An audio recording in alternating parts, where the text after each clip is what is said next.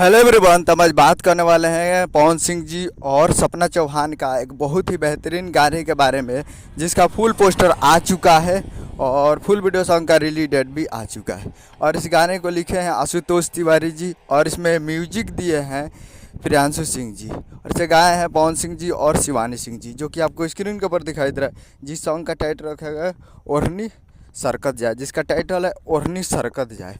और ये video song release in on tomorrow 6:45 पे, यानी 10 तारीख कल 10 तारीख को सुबह 6:45 पे ये फुल वीडियो सॉन्ग को रिलीज़ किया जाएगा। और वीडियो में है पवन सिंह जी और सपना चौहान जी।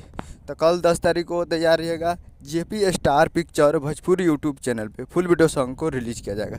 JP star picture Bhojpuri YouTube channel पे। तो उम्मीद कर रहा हूँ कि वीडियो चला हो तो चैनल को सब्सक्राइब बेल आइकन बस कर, ताकि ऐसे खेसारी लाल यादव जी और पवन सिंह जी का लेटेस्ट न्यूज़ लाते रहें। और वीडियो अच्छा लगा हो तो वीडियो को एक लाइक कीजिए और चैनल को सब्सक्राइब कीजिए।